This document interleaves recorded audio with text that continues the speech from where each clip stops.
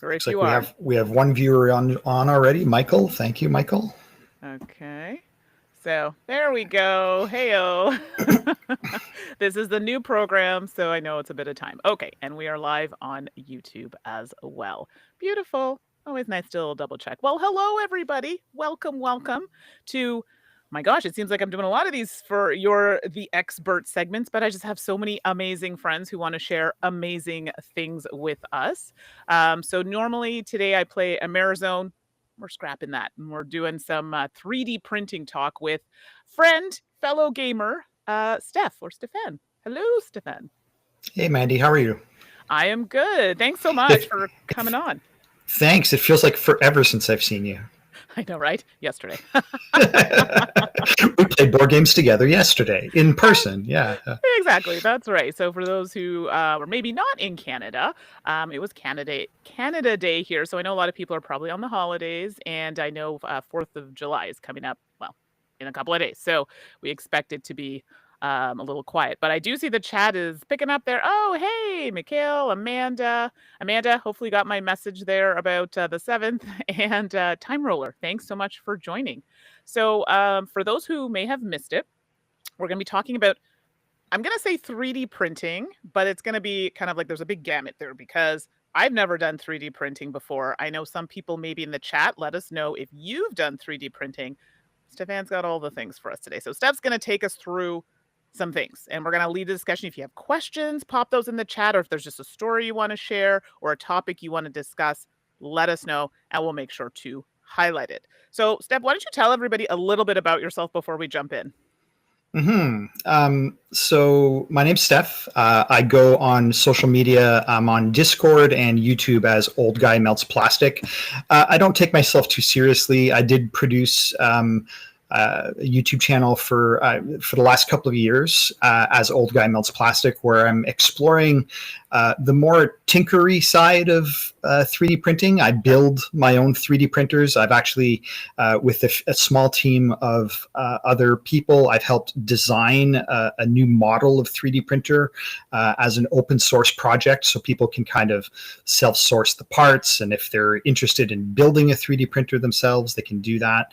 I have also purchased commercial off-the-shelf products like a Bamboo Labs printer, which if you have heard anything about 3D printing in the last couple of years, Bamboo Labs has kind of taken over the scene by storm. I also have purchased, over-the-shelf resin printers to do miniature printing and things like that. So I've covered a lot of the 3D printing scene. And I've only really started in 3D printing about 3.5 years ago now. So probably mid 2021.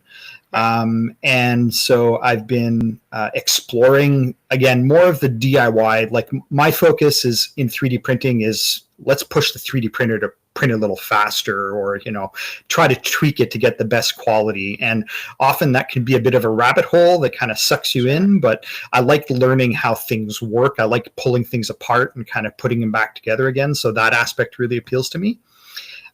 Before I was into 3D printing, Mandi and I have been board game friends, gaming friends for some years now. The old school of you might recall that we actually recorded some YouTube content once upon a time as a different entity, a different group, but along with my wife Tracy.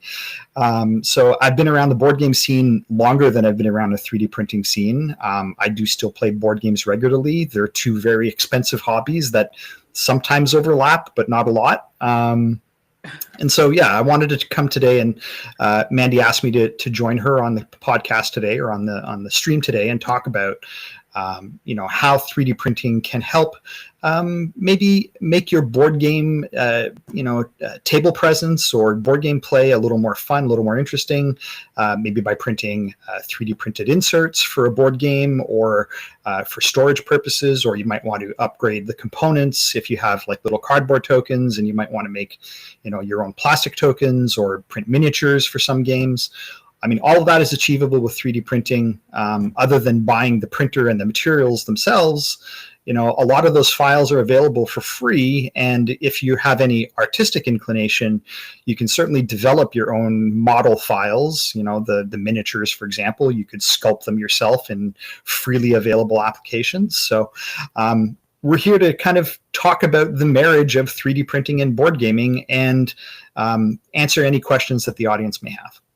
All right. No, that's great. Thank you for that, because I know some people probably do remember you, but we have some new people as well. Sure. Board games, James is saying, I print very fast now. I go for speed for insert. So is that, I'm assuming you want is it now speed is the number one thing? I'm guessing there are other elements to consider. Yeah. So board game inserts, I've printed a few myself. The plastic that we use in our 3D printers is not necessarily lightweight. So I'm always cognizant of a couple of things, right? When I'm looking at a 3D printed insert for organizing the board games components within the box. I want to be aware of the box that it's going in. If I'm 3D printing an insert that's going to fit in a cardboard box, is the cardboard box solid enough that it's going to take the extra weight of that 3D printed plastic for the insert? In some cases, yes. In other cases, you might be advised against using a plastic insert and go with balsa wood, which is lighter, or you can buy commercial inserts for a lot of different board games. So that would be something to consider as well. But definitely, when you're looking at printing an insert, if you're printing it out of plastic, you don't really need fine detail. You want it to be dimensionally accurate so that all the pieces fit together. But you may be less worried if the walls are perfectly smooth or the corners are perfectly square and sharp. So yeah, definitely what that viewer said is, if you want to print fast in a rough draft mode, that'll save you some print time, because using the 3D printers to print an insert can take still several hours. It's not necessarily a fast process, depending on the 3D printer you're using. So absolutely, know to prioritize what you're printing and how important it is to you if the surface finish of the print is perfectly fine or not. So yeah. Okay, so I'm just going to adjust some volume here. Okay, so let me turn you down a bit, Steph. And thanks for letting us know in the chat. Yeah, you're a little bit loud, but I'm a little quiet. We were having some challenges here because it was up, it was down, it was all around. Okay, hopefully now I'm not too loud, because this thing tends to spike. But Mandi knows no one ever tells me I'm too loud. I'm usually you're the quiet one. And I'm too quiet. So exactly. Okay, there we go. Compensating for something. All right. So thank you for letting us know, and hopefully that will be better. If not, please let us know. But we do have some comments in there. So let's pull up here. Okay, so Mikhail's saying, hi, Mandi and Steph. Hello. I haven't 3D printed anything myself, but I've been thinking about getting a 3D printer. So do you want to provide, we have some other comments as well, but did you want to provide some insight on that? Yeah, very quickly, 3D printing at least in the machines that you typically buy for a home use, are going to come in two big broad categories. You're going to have resin printers, and resin printers are really good at fine detail things like miniatures. So if you're going to print things like miniatures, I would suggest maybe doing that on a resin printer. And then you have what we call filament or FDM printers, filament deposition. I forget what FDM stands for, but anyway, FDM/filament printers, where instead of the resin being like a liquid, the filament is on a round spool, and it's a string of filament that kind of gets pulled into the printer and ends up in the model you're printing. Filament printers have a larger print area.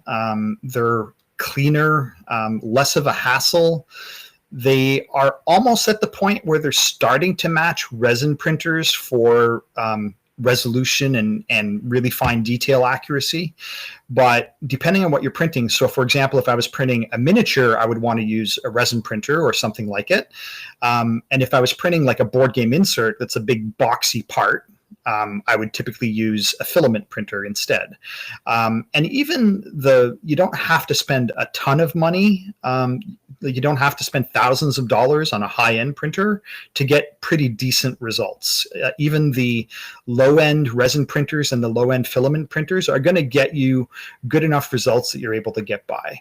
I do have a couple of printers that I'm personally familiar with and can kind of recommend, but I don't want to be focused on this brand is better than that brand. That's not kind of really the point of this conversation.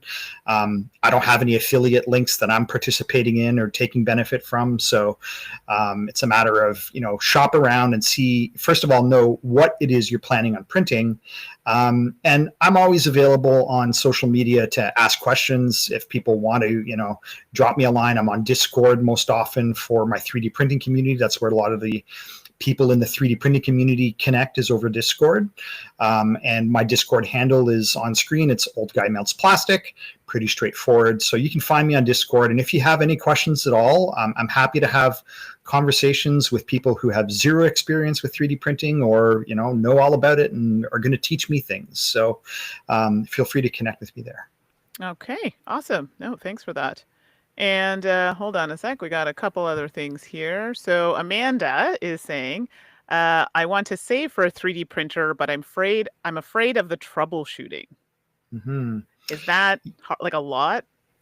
I mean, problems do arise when you're 3D printing. If you're using a resin printer, often it's messy. The liquid resin sits in a vat. And if I can share my screen for a second, I have a quick, short, a few seconds long video clip that kind of illustrates what that looks like. So 1 second, just sharing my screen. Are you able to see? It says it's loading it up, so it's given me 3 dots. Like it's like loading, oddly enough, but 1 second, one second. There we go. Now we see your screen. Yeah. Okay, so you see a YouTube video and it says 7-inch screen across the middle?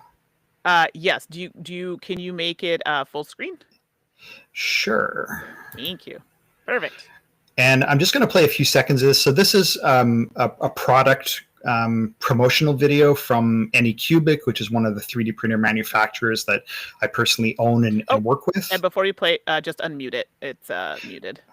I don't want the audio. I'm just using it for using it for demonstration purposes. Okay, yeah. I muted the audio specifically because I didn't want to hear their marketing music. So got it. but yeah, so just to give you an example, this is a resin printer. So the resin printer has this LCD screen, and the LCD screen lights up with UV light, ultraviolet light. And so the resin is cured or hardened when the UV light hits it in different patterns. So they can basically have the UV light kind of, display out of the screen and hit the bottom of the resin vat. So this looks a bit like this.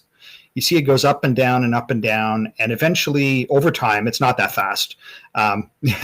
It takes a while, but basically this platter you see here has liquid resin in it, and the liquid at the bottom of the platter is cured by the light that's shining up from below. And as it does layer by layer, you get your model kind of building up, and that's when you see the model kind of come out of the vat. And typically they're hanging upside down because that's just the way these printers work. But yeah, so that's a resin printer. Now this resin is smelly. There are resins that are less stinky and less chemical smelling, but and this printer actually has an air filter to kind of help reduce the smell. That's what this white box is here. But even with the air filters, I would recommend using this device in a well-ventilated area, not an enclosed space. And because there's still liquid in the vat when you pull the model out, you run the risk of dripping resin over your desk, your table, etc. It is advisable if you're using these printers to wear a face mask to not avoid breathing in those fumes. It's also advisable to wear like nitrile gloves, rubber gloves on your hands to avoid getting it on your skin. It's not caustic. I mean, it won't eat away at your skin, but it's really not great to have it come in contact with your skin either. So for this reason, although resin printers are great, as I mentioned, at the really fine detail of printing miniatures. You saw one coming out of the vat there in that short video clip. It's not my preferred way of using 3D printers because just trying to stop the video screen sharing here. So I do find that using the resin printers is a bit more effort than using the filament printers. And so you got to be prepared for that and know if that's what you want to do. Make sure you're using it in the right environment, using the right protective gear so that you're not exposing yourself to unneeded chemicals. So is there one that's like, if I'm a beginner, I know you gave us the options, but like cost wise, ease of use, is there one you'd be like, I'm new at this, I'd recommend this, or I'm an expert in this? Or should I have both? Like what would you recommend or suggest? Yeah, I mean, I have both because I do both kinds of printing. But if you were just starting out, you can get pretty decent results with a filament printer. And the one that I would start with, I mentioned this to some other viewers on a different screen share podcast or stream that we did a little while ago. Yeah, we were doing testing things, and I would go with the Bamboo Labs. So Bamboo Labs, and again, I'm going to share my screen. James mentioned that in the chat as well. Yeah. Bamboo Labs is kind of, I'll say they're kind of like the Apple iPhone of 3D printers. And so, sorry, just trying to find, I'm not sure why it's giving me. Here we go. This one, there we go. And let me just go to their page. So Bamboo Labs has a number of different models of 3D printers. This is one of their more, they're cheaper models, but just because it's... Sorry to interrupt you, Steph. Can you make it, yeah, you got it. If you're able to. Yeah, perfect. Thank you. So this is a filament printer. You see, instead of the vat of liquid resin that the printer comes out, the print comes out of, it's using these spools of plastic, and these are basically large threads. They're just under 2 millimeters in diameter. So, and it pushes the thread using motors into the hot end here, and the hot end basically is called the hot end because it melts the plastic into a liquid, which then goes on the plate. And then, as you can see in this short video, here it is printing. It looks like the frame for a drone, little DIY drone. Yeah. And like, how long does something like that take? Like length of time for these kind of projects? Yeah, again, it depends on the model. Often you'll have different parts on one plate. Like this plate is about 250 millimeters, 256 millimeters by 256 millimeters, which is, for our American viewers, just under 10 inches or about 10 inches square. So you can really, fit anything that fits on that plate as a single part. But often if you're using smaller parts that you're going to assemble, you'd print them all on the same plate. And if you noticed in the video, this printer has the option. It doesn't come standard with it, but most people do buy it with this 4 spool option. And what that allows you to do is easily have it switch colors. For example, you could load this up with 4 different colors. And in the software, you can say, okay, well, this part of the project, I want to use this color filament or this color filament, or this part can be this other color filament. And it'll do all that switching automatically, so you don't have to really think about it. And these printers, like this printer as is, I'm going to quote Canadian prices here. I think they're in the around $500 Canadian price range for this printer with the multicolor option. And that gives you a decent size build surface to build things. Like if you wanted to do something like a board game insert, as long as no single dimension was bigger than that 10 inches, you can definitely build that up over time. Now, as to how long these prints take, again, it depends on the print, right? You have this vertical height. The higher the print, the taller the print is, the longer it'll take. On average, to like fill that 10-inch box, if you're printing like a hollow box, probably looking at a couple of hours. But if there's more complexity, if there's a lot of little details that it has to slow down and pause for, it can definitely go up to a day or more, depending on what the complexity and the size of the parts that you're printing on the platter. Okay. And Yeah, I know that's one you had mentioned previously. And James is Hmm. saying here, um, iPhone, the iPhone of FDM is pretty accurate. P1P is great. I don't know what that means. Yeah. Yeah. So the Bamboo really designed this so that even people who have no interest in learning the mechanics of 3D printing can buy one of their products. They do have an online store. You can also go to several locations in your area and probably find these in store in person. And you unbox it, you take it home, you unbox it. Within about 15 to 20 minutes of plugging it in and hooking up. There's a few wires to hook up, but it's very hard to get them cross wired because they have different plugs and different connectors. Mm, So and the instructions are pretty well geared towards the beginner, right? They're right. not expecting you to be a technical person to plug this in and use it. And 15, 20 minutes later, you're printing your first print, and 99% of the time it comes out just beautiful. So they've really taken a lot of the guesswork out of 3D printing. And that's why I call it like the Apple iPhone of 3D printers. Yeah. The printer itself is manufactured in China, so they are built in China, and there are some concerns for those people that are concerned about things like data privacy and things like that.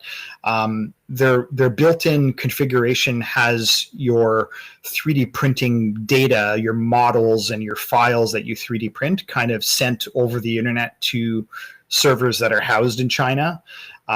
So, if you're printing things and you want to keep it private, maybe this isn't the printer for you, but there are ways around that as well. But if that kind of data privacy is less of a concern for you, these printers offer an excellent path for even someone who's never looked at a 3D printer before to kind of just plug and play. Yeah. Okay, that's good. And where do you buy like filament and things like that? Like, is that an Hmm. Amazon thing or is that like a specialty store? Yeah. So I'm on the Bamboo Lab store now. I'm sure you can probably see that. They sell printers. They also sell filament. So they do have Ah, a wide selection of filament. Now, just because you're buying a Bamboo Labs printer doesn't mean you have to buy their filament as well. And you can see that filament comes in a wide variety of colors and mhm, styles. You have glossy filament, you have matte filament, you have like translucent filament, or ones that are shiny like silk. So, for nice. example, and these are all printable on these printers. Even if you get like their low end printer, you can use Mm, these filaments. But you can also buy filaments. Amazon is a common place to buy filaments. There's shops in most major urban centers that carry filaments in store, and you can actually go see it in person and, pull a box of filament off the shelf and kind of look at it before you buy, if you okay. don't like to buy things over the internet, sight unseen. So yeah, I would probably start by looking at what's available here. The prices on the Bamboo Labs filament is typically for example, when you see 26 Canadian dollars, that's for 1 kilogram of filament.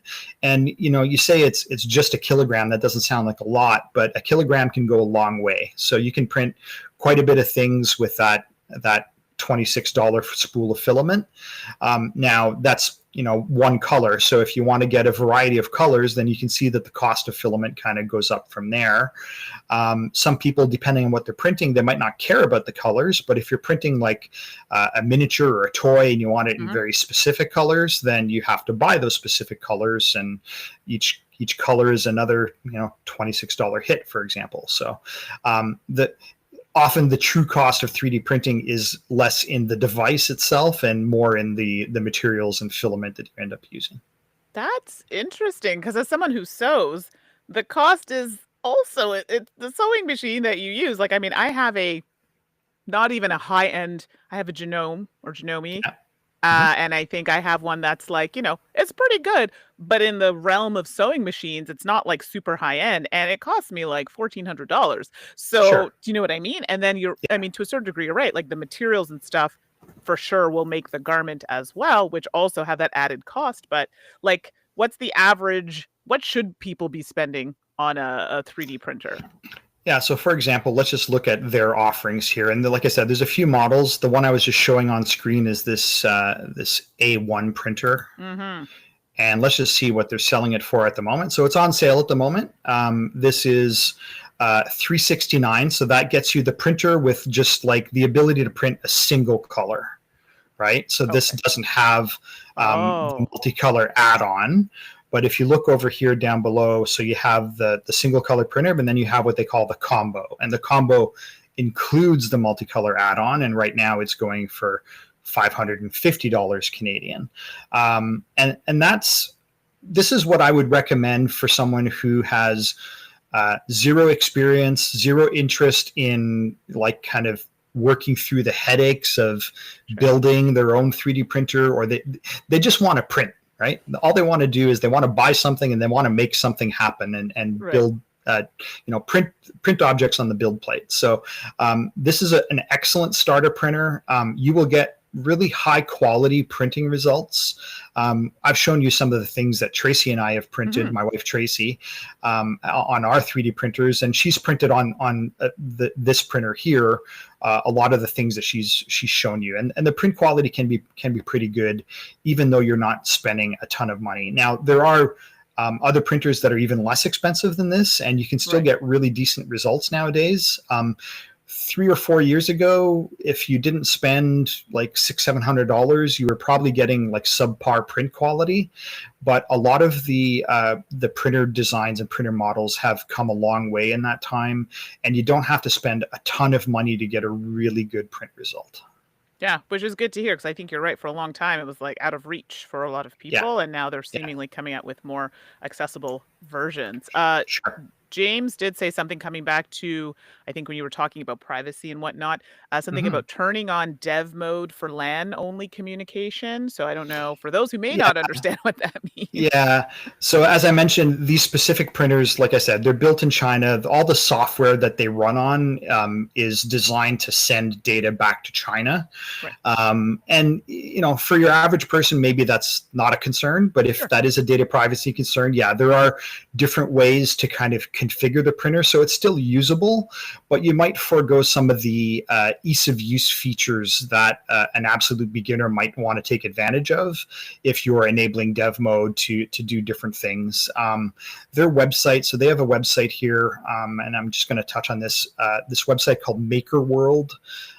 Is actually owned by Bambu Labs, so it's kind of this is where you go to get the files that you would want to print, right? And I specifically did a search here for board games, and all of these files, most of these files anyway, 99% of them are freely available. You don't have to pay any extra for them. So you can just go and download the file. Like say you wanted to print this, here's a 3D printed board game. Here's a miniature, for example, a dragon figurine. You wanted to download this dragon figurine.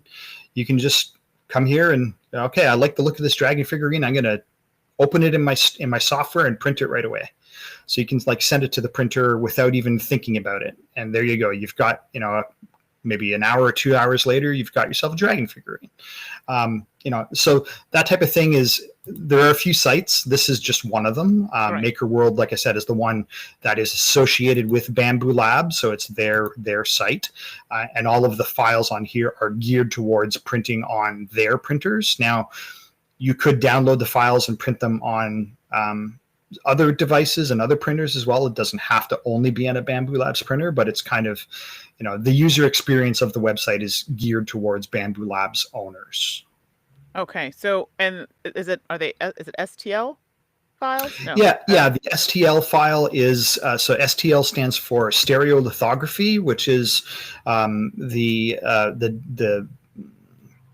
mechanism that they use. So the way a 3D printer works, let me try to get back to you, for example, and whether you're using a resin printer or whether you're using a filament printer or FDM printer, what it does is it takes this 3D object. So you have a model that looks basically like the shape of the thing you're trying to print. And the software, the printer software basically takes that model and slices it into individual layers, and it prints one layer at a time. So it prints the bottom layer on the bottom of the build plate, and then it prints another layer of plastic on top of that. And the layers are very thin. They're usually either a fifth of a millimeter or less is kind of the default. You can go even more thinner than that, so for a more finely, more fine detail on the model. But the thinner the layers, the longer the print time. So if you have the layer height, you're basically doubling the print time. Okay. And if you don't mind that extra time, then you can get like a model that has twice the definition in the vertical layers, but it costs you twice as much time to print it. So, but a good average for layer height is, and what most 3D printers use for layer height is 0.2 millimeters, so 1/5 of a millimeter, which means it takes 5 layers to make that model 1 millimeter high. And if you imagine that you have, a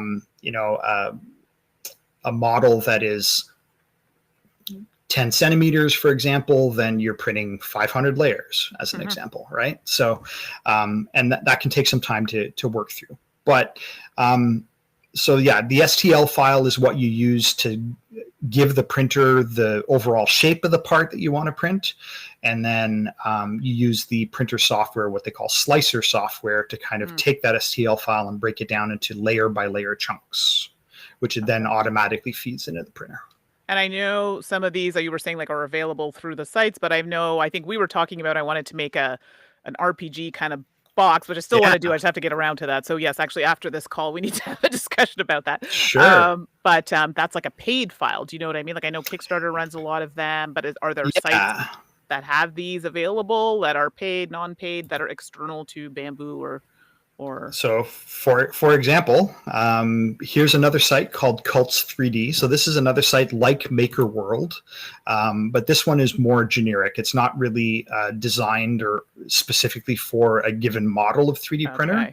Got it. Now, what's a bit different about Cults 3D is a lot of these are paid files. So as you mentioned, you can find a lot of free stuff, but sometimes the free stuff might be serviceable, but maybe not, pretty or the best quality, or maybe not a lot of effort was put into the design. Sure.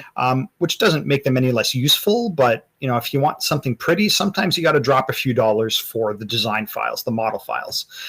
So for example, if we look at one of these, this one has a small cost associated with it. So in order to buy the files that you need to print, they're charging $5.62 Canadian. So with a credit card purchase, you could easily pay for that, and then you own the files to 3D print them and use them for your own purposes. So often these costs on sites like these give you personal use, but they don't really allow you to for that price. And it depends on the licensing.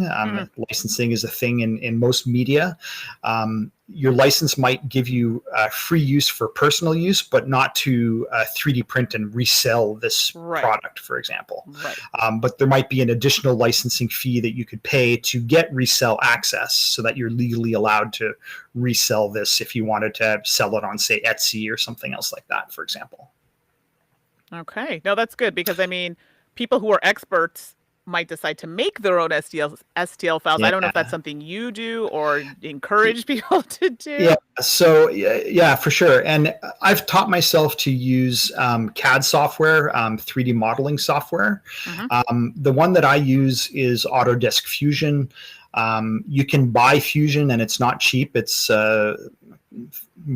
several hundred, if not $1,000 per year to license kind of the full software. But they also offer a free for personal use license. So you can actually use the Autodesk Fusion software, and it is a CAD application like computer aided drafting or computer aided modeling that allows you to kind of build up your shapes and your files that you want to print, and then convert them or save them into STL format, which you can then send to your printer.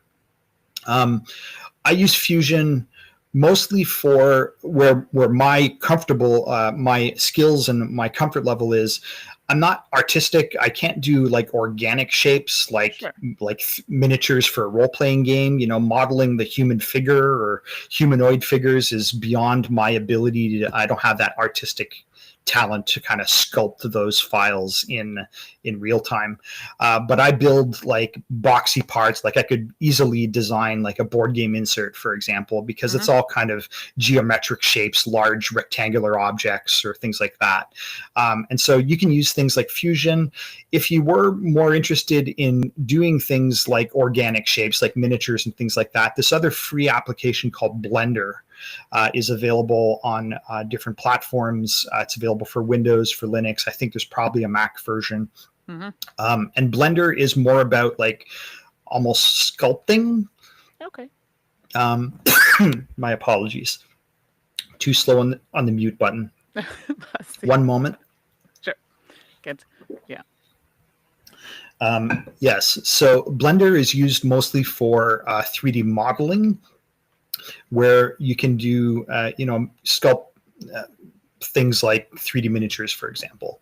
Right. And it is fully free. So, but it is a very complex piece of software. And if your interest or your skills, if your artistic talents lie in painting, drawing, modeling, sculpting, then using Blender will probably be something you'd want to gravitate towards. For myself, if I'm looking to make a miniature for like a role-playing game, for example, this site Hero Forge has some kind of preloaded, you can change the head of the model. Here's just changing kind of facial features of the model, or I can give it a different haircut, or I can give it an animal head, for example, right? And I can adjust the different parts. And so it's kind of point and click. And it allows you to kind of change their outfit, to match their equipment or gear. And then once you've got the model looking the way you want, you can basically download the STL file that you would then send to your 3D printer.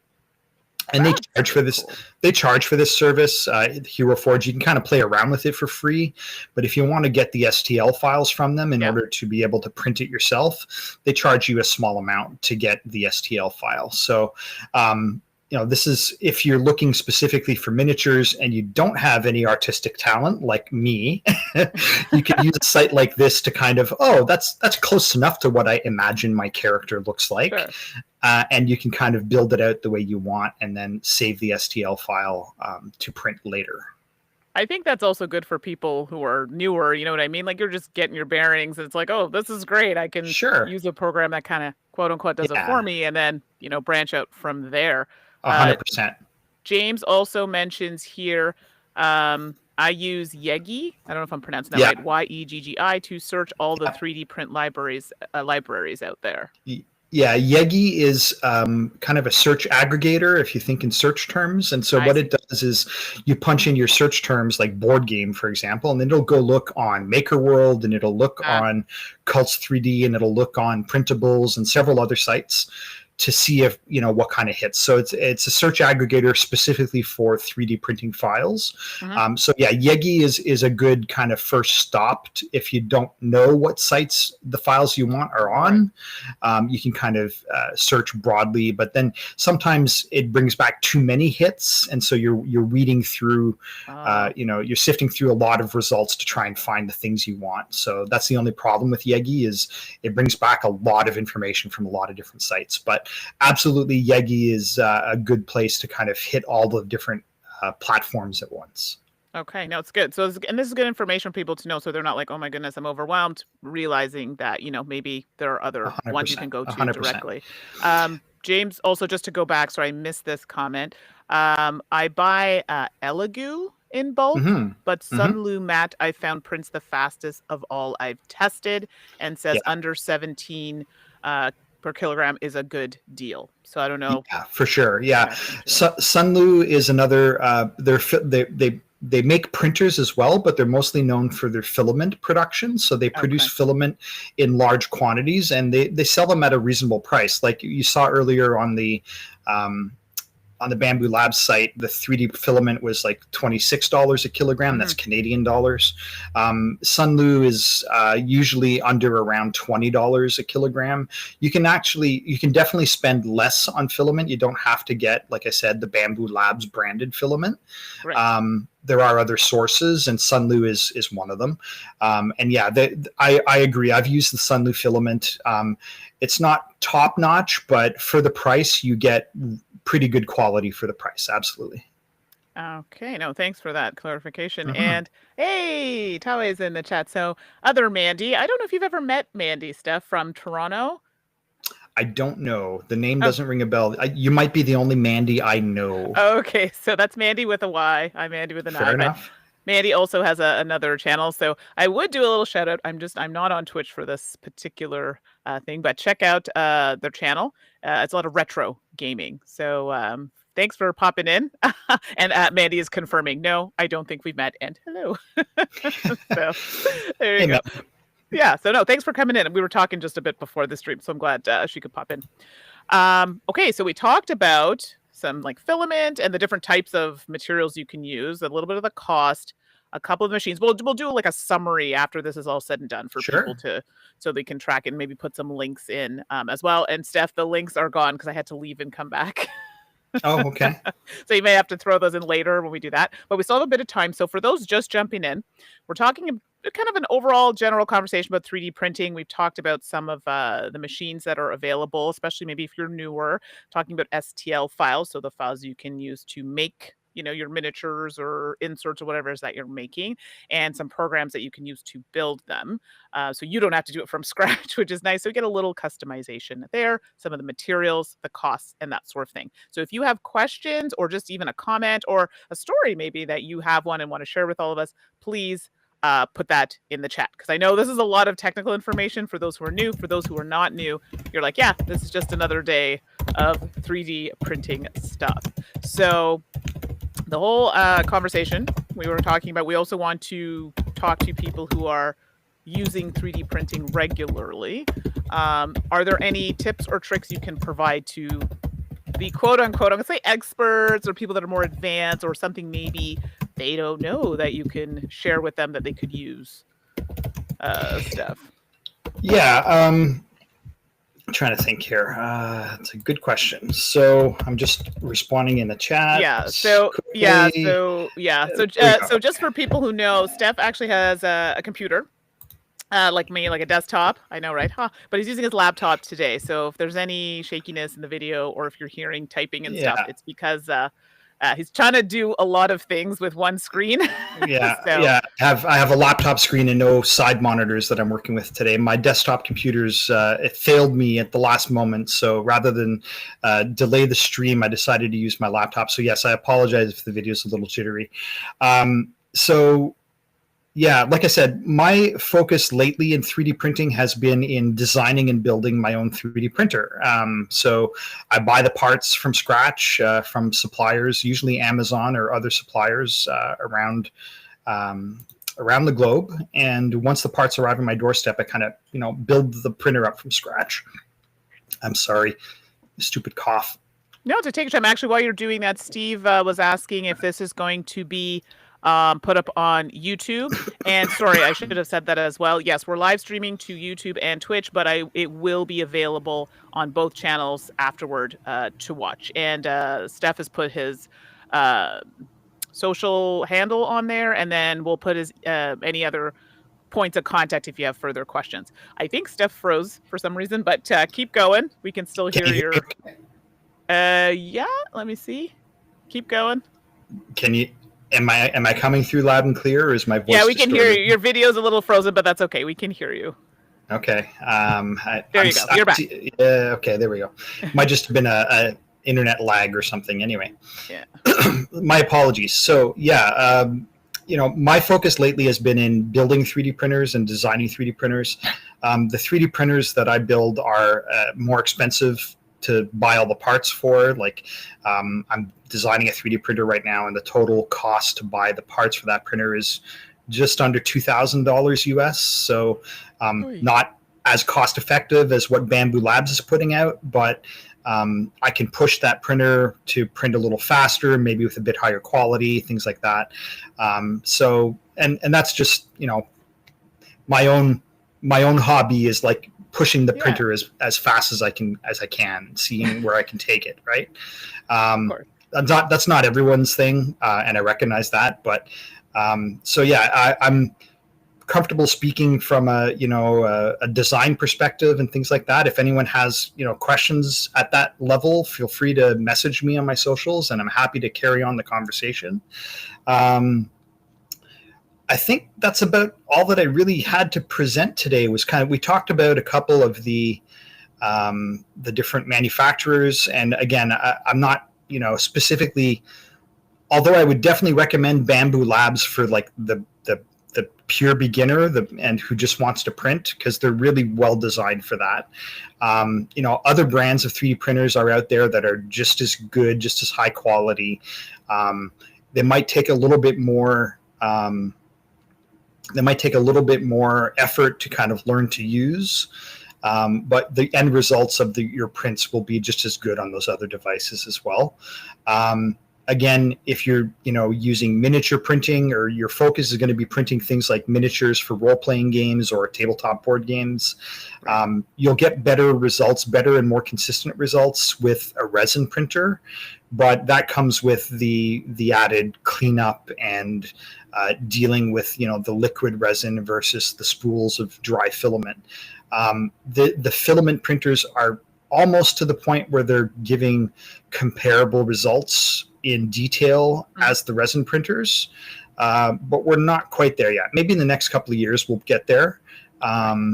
So yeah, for board gaming specifically, one thing, and there's a lot of files that are available on Board Game Geek. And so if you go to a given board game, if you go to the files section, often you'll find 3D printing files that you can just download. Someone has designed them specifically for that board game, and you can download them usually for free, and just print them yourself. There's also on Board Game Geek, there's a geek list that's all about 3D printing for board games, and so it has a large number of board games specifically with links to files to print for those board games, whether that's inserts or new tokens or things like that. And then where those files don't already exist, with a little bit of effort, you could teach yourself to use a program like Fusion or like Blender, and design your own inserts or tokens or miniatures or whatever it is you want to do. So, and of course, that's just talking about board games. 3D printers offer you a whole lot of other possibilities as well for things you might want for around the house. Things for your workshop, or if you have if you work with tools on a regular basis, there's all sorts of 3D printed objects you can use to kind of mount your tools on a pegboard, or sort your organization of nuts and bolts and things like that. So the possibilities are really endless. Just up to your imagination. And Mandi says Blender is rad and free. 100%. I like those two words, rad and free. Blender is also complex and above my skill level, but it is 100% rad and free. Yes. I mean, in these times, those are good words we want to hear when it comes to getting stuff. I don't have the artistic capability to model anything lifelike in Blender. If it's a box or a sphere or some other geometric shape, I could get by. But yeah, doing a miniature like we saw on the Hero Forge site is way beyond my capabilities. If that's your particular talent and interest, Blender is an excellent product to do that in. Yeah. And Mandi is an artist, so Mandi does art. Does some pixel art and other types of art, and does a really great job. So yeah, I can see why that would definitely appeal to her. But it's good that you have someone who works in that field is touting it, saying it's good. So that's another one that people can try out. So I wanted to talk quickly about. I'm surprised more Kickstarters or companies that have games on crowdfunding and they have like extras or miniatures. Why they don't work with, I don't know, groups or companies that do 3D printing or creating STL files that people, they can charge a little extra, whatever, so people can get access to those official files. Like, do you come across those often? Or like, I guess maybe I don't understand why more companies don't do that. Yeah. I guess if they gave, giving the STL files away for free isn't probably a good business model. But even a charge, like charging for them. I'm with you. They could charge a certain premium to give the STL file to the Kickstarter backer. Maybe have them pay an extra a different backing level to be able to get access to the STL files, and then 3D print your own models. So yeah, absolutely. I think that's something that could be done more often. Why they're not doing that already, I don't want to venture to guess. But yeah, like they're probably all using things like Blender and or Fusion to design those files in the first place. Right. And so, once that file exists in Blender, then converting it to a 3D printing file is a matter of doing a file export as STL and give it a file name and you're done. So yeah, absolutely, it could be done. They're, maybe want to hold on to their intellectual property rights. Once you give an STL file to, Joe user, who knows what they're doing with it, right? Sure, so that's fair. But yeah, definitely it's something that could be explored in certain situations. I can understand why some publishers would be reluctant to do that, though. Yeah, and I get that, and I think because I had a conversation. So, full disclosure, I do receive products from GameGenix, and I've reviewed some of their products, and some of them not. I just have them and I use them. And it's a discussion we had when I interviewed Adrian, who's he has a new title now, so I'm going to say CEO, but I know he's got more titles there. And one of the questions I asked him is like, so how do you work with people like the 3D printing community? Because someone could just easily go, okay, I'll just copy XYZ and do it myself. Do you know what I mean? When I feel people could work with them, do you know what I mean, to come up with cool designs? Or anyway, I just feel like there's a whole untapped market there that they're not looking into, some companies, because I understand there are reasons. And he's like, no, that's totally something we're open to. And I was surprised. I was like, I mean, I love Adrian, he's great. And he's like, yeah, of course, if that's an opportunity that arises, that's totally something we'd look into, so I do think that is something that could happen. So I as long as companies stay open to the possibilities. So I don't know, just something I thought about when I was looking at a crowdfunding campaign. I'm like, oh, this is cool, but I'd kind of want to do my own printing of stuff because I don't want all the things, but I may want just one or two of these things. So anyway, options are never bad. We didn't touch on it, but I know you have several 3D printers. I'm calling you out here. Yeah. And but you've built some. Have you not? Yeah, I have. So one design, and I'm going to share my screen again briefly here. 1 second. Let me pull up the right page. Share. And let me go over to the other browser tab. This is the project that I helped co-design. So it's a 3D printer. It is a filament 3D printer, like the Bamboo Labs printer, but this one is enclosed. It's really designed more for what we'd call engineering grade filament. So filament that either has a higher temperature or higher melting point. So it could be used in things like an automobile, under the hood of an automobile engine block, for example. So it's designed for kind of high end. Now it can print board game inserts and it can print, miniatures and things like that as well.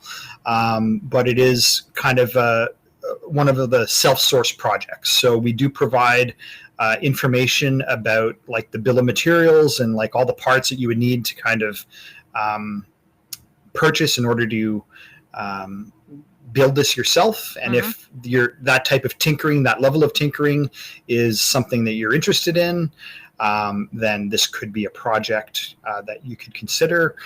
There are many other open source 3D printer builds. I'm not saying ours is better than anyone else's. Sure. We made it to our specifications to do what we want it to do, and it does that very well. But it might not be the 3D printer for you. Now, the one thing that's interesting for me anyway about building my own 3D printer is it's a combination of a lot of metal parts and wires and things like that you buy from a supplier, but you also tend to 3D print a lot of the parts. Like if you look, that's not, that image isn't clickable, so that's a bad idea. But all the blue parts you see on this image here are plastic, and Mhm. you 3D print them yourself. So you can first of all model and design the plastic to be whatever shape and size you want.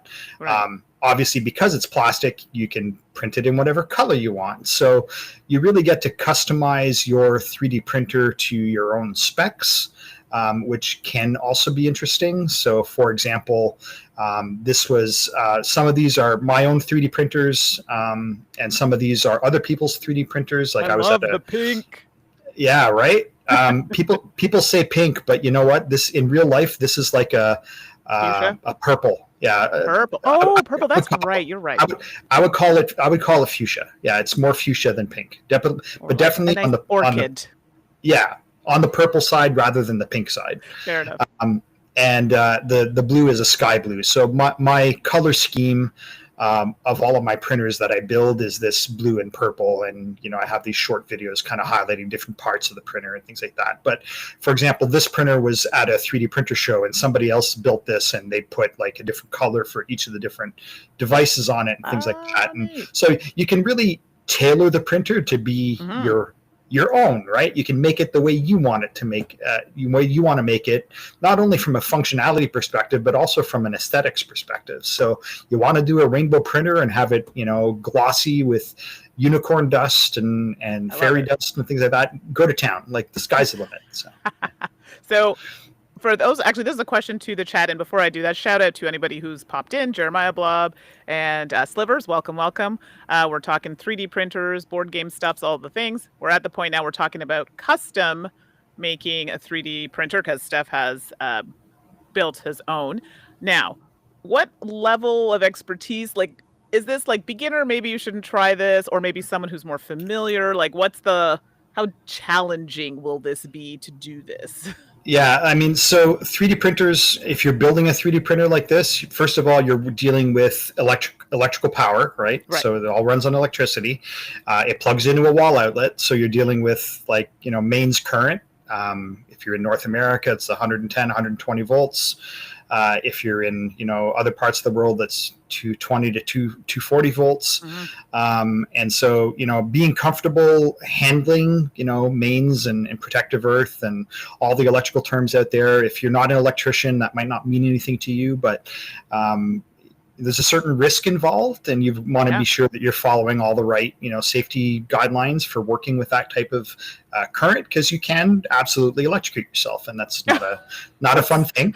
Not good.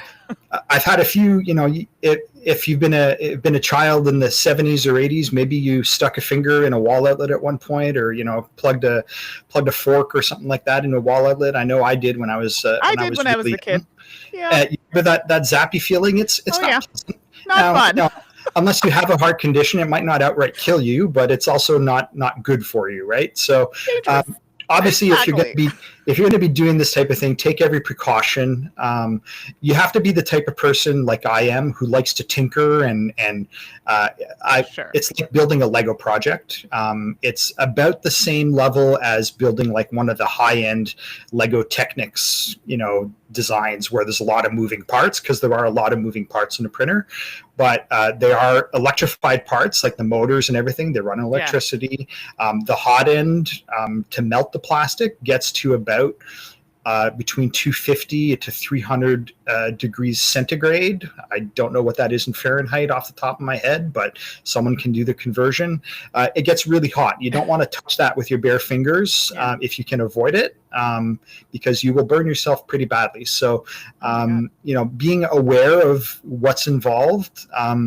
That being said, I really enjoy it. It's a hobby that I enjoy quite a bit. And I spend inordinate amounts of time ripping my printers apart and kind of, I want to upgrade this motor. I want to replace this motor with a faster motor, or I want to, pull the hot end apart and replace it with a better product that will flow the filament faster so I can print faster, for example. I'm constantly tweaking and modifying my 3D printers. It's a never-ending process. So, but that's just me. That's how I like to enjoy the hobby. And if that's you, great. Then there's lots of 3D printer projects that you can kind of get into in the self-source environment. For a decent self-source kit, you're looking at spending between $800 to $2,000 for a kit that you have to assemble yourself from the bolts up, like nuts and bolts, and everything's in pieces. You got to put it together with, usually most projects have a user manual that you can follow that's a bit like assembling IKEA furniture or a Lego kit. So, but it takes some time. Like to build a 3D printer like this probably took that person about 50 to 60 hours to just assemble the parts. Whoa. That's intense. Right? And then you realize halfway through the build, oh, I didn't tighten this bolt, or I didn't set this quite properly, and then you're constantly tweaking and modifying. So it's not for everyone, but there's a good community, 1,000 strong, of people who do this all the time. And the one thing I found, much like the board game community, board gamers are some of the best people I've ever met. 3D printing community, there's a lot of people with a lot of knowledge and experience, and they're happy to share it freely, usually over Discord. People are often, asking for help with this, that, or the other thing, and someone who's probably seen the same problem before themselves, and they're almost always willing to jump in and help out. So there's a very strong community of DIY, do-it-yourself 3D printing enthusiasts that build all sorts of fun designs, sometimes just because they could. It's not a practical design. It doesn't make sense on paper, but you know what? I just want to see if I can make my printer do this. Sure, and exactly. They do that just for the kicks. And nothing wrong with that, I say. Nothing wrong with that. Exactly. And just a little comment here from Steve. People are shocked when they found out how bad an electrician I am. I am not an electrician. I've learned a few lessons the hard way. I've blown up my share of electronics. When you wire up an electronic device like a computer motherboard, and you've reversed the power and the ground so they're opposite, well, you fried that motherboard, and then you have to buy a replacement motherboard. So same thing with 3D printers. You can avoid all of that pain and hassle. If it's pain and hassle that you think of it as, then just buy a commercial off-the-shelf printer and save yourself that hassle. But if you like to understand how the process works and the physics of 3D printing, building a DIY 3D printer can be an interesting project. But it is a bit of effort, not going to lie. So it sounds like it. I mean, but it's like people building computers, right? Sure. You find it and you enjoy doing it. There's totally nothing wrong with that. So, 100%. Quickly, because I'm going to wrap up pretty soon here, I just have one more question. What are your thoughts on 3D printers on Kickstarter or crowdfunding? Because I know there are a few of them. I know you've purchased one, I think. Yeah, I did purchase one from Kickstarter. It was a decent printer at the moment that it was released, but very quickly, right after backing the Kickstarter, and sadly too late to kind of back out of the Kickstarter campaign, I then discovered DIY 3D printing, and that's really where I went. So the Kickstarter campaign basically resulted in a 3D printer, which I have in the basement, and it's working. It works fine. But it is a commercial off-the-shelf product that I can't easily tweak for my own purposes. And then I got really deep into the deep end in DIY 3D printing, where I'm building my own printers and designing them and customizing them the way I want. And so, yes, you can. There are still 3D printers being released on Kickstarter. They're a little less common. I think most people have kind of settled into, if I want to build my own, I'll build my own. But otherwise, I'm going to buy like a Bamboo Labs or something like that, for example. But yeah, there are projects still being released on Kickstarter that are related to 3D printing. I haven't seen any recently that come to mind that I would call out specifically, but they definitely do exist, and they come with the same risks as any other Kickstarter project. You might end up not getting anything out of it if you back that project. So because usually in a 3D printer you're talking about several $100s, or if not $1,000 or more dollars, then you want to be careful about where you put your money. So I'm not saying shy away from it necessarily, but do your research first, and maybe don't back a brand new company that's never been seen before, never released any other products. Got you. Okay. No, that's great. So I think a lot of amazing information there. So thank you, Steph, for all of this. Thanks for coming on. You're very welcome. Giving us all the things. So just a quick summary for people who maybe just joined here at the end. And please feel free to answer or not answer if it's too much. So if you're starting out, what printer should you look at? If you don't want to learn about the mechanics of printing and you want a plug and play experience so that you plug it in, you upload a file and it just magically appears on the plate, Bambu Labs is probably the brand to stick to. They have different printers at different price ranges that have different features. You'll get the same print quality results from the cheaper models of Bambu Labs, but they have smaller build plates so that you won't have as big of a print area, or they might not have an enclosure that would allow you to print like engineering filaments, like high-end filaments if you're doing parts for like an automobile application, for example. So knowing what you want to print and how you want to print. If your focus is mainly miniatures, then you're looking at probably a resin printer for now.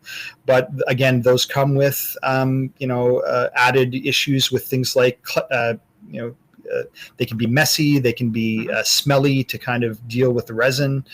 You want to do your research and know what you're getting into. Chances are you probably know someone with a 3D printer. It's become much more popular lately. Go to one of those people that you know has a 3D printer and ask them to kind of show you theirs and decide if that's something that you want to spend a few $100s on or more, right, before you go and drop your money. So once you buy it, it's maybe a little bit more difficult to return it if you decide it's not for you, and then you're left maybe selling it on Facebook Marketplace or something like that if you decide you made a bad purchase and you're never going to make use of it. So yeah, I would stick with Bambu Labs. If you're buying a resin printer, there's a number of different options. None of them are really head and shoulders above the others as far as brands are concerned. Do your research, and if there's any questions, I am Old Guy Melts Plastic on YouTube and Discord. I'm happy to answer questions over Discord. That's the easiest way to reach me for questions you want to answer via ask and have answered via text. So that's the easiest way to get in touch with me. Okay, I have two more quick questions. So it was the first one. The second one, this is quick. Somebody who has a 3D printer and is like, I need to elevate my game, or I need something else to add to the collection. What would you recommend? Yeah, I mean, if you are a tinkerer like me and you want to build your own, that's definitely something to consider. If you're looking to, go with a commercial off-the-shelf product, like I said, Bambu Labs, and again, I'm not shilling for Bambu Labs. I have 2 of their printers in-house. They are good devices for what they are, but I'm not a brandist. There are other products out there.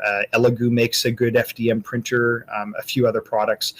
But definitely you can spend more than $500. You can spend $1,500 or $1,500 or $2,000 on a printer. Heck, you can spend $5,000 to $7,000 on a tool changer printer, which if you're printing production level quantities of devices or boxes or inserts to resell to other people, maybe invest in a higher end machine. But if it's just for occasional projects, or you just want to kind of try it out and see if it's for you, you can't go wrong with one of the lower end machines from the Bambu Labs range. Okay, and last question before we finish off. What is the number one board gaming thing that you can print from your 3D printer that's going to upgrade your board game, in your opinion? What's the one thing you're like, yes, you should print this? Yeah, I'm not a fan of cardboard tokens, right?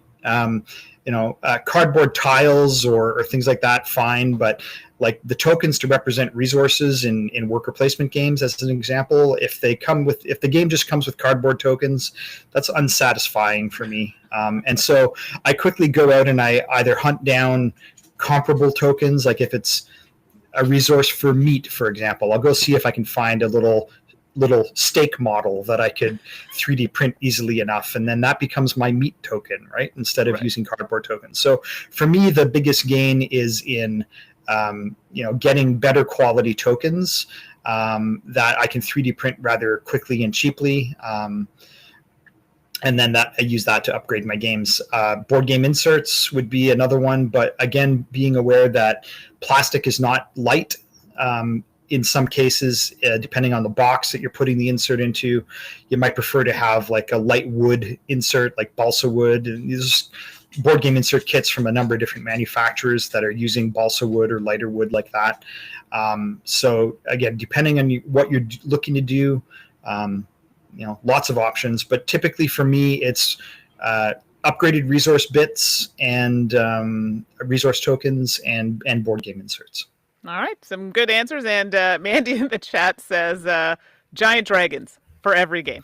Giant dragons for every game. I fully agree. Every game could be improved with a giant dragon or two. Yeah, I agree. Nothing wrong with that. I'm here for it. So I will put up on the screen where you can reach Steph at Old Guy Melts Plastic on both YouTube and Discord. And he's kindly offered to answer any questions that maybe were not addressed here. You can message him directly there. If you like what you see here, if you all are enjoying the series, or if you're enjoying, or if you would like to see more from Steph on a part 2, let us know. You can email us at saltandsassgames@gmail.com, and we can definitely look into having him back for another discussion, excuse me. So unless anybody has any other questions, I've been checking the chat. I think we've answered them all. This will be posted to YouTube, and it'll also be available on the VOD on Twitch. And anything else you wanted to add, Steph, before we sign off for today? Thanks for having me, Mandi. It was good. It was fun. I could talk about board games and 3D printing all day long. I'll never run out of material to discuss. But it was great to be here, and happy, like I said, to answer any questions if people want to message me directly. And I'd love to, if there's more questions and we want to cover in another future session on Salt and Sass, I'll definitely come back. Amazing. So thank you to Steph. Thank you for all of you for being so active in the chat. This is great. I thought people would be away and, on their vacation. So we appreciate you interacting with us. So this is a new program I'm using. So even though I end the stream, it does stay live for a minute, but it is off the air. I just have to say that because I get a lot of messages. You're still live. All right, everybody. That's it. We're going to leave you here. Steph, if you could hang back after, we have a little chat. Everybody else, have a wonderful rest of your day. Have a great holiday this week, and we'll talk soon. Have a good holiday, everyone. Have a good one. Okay. Bye-bye.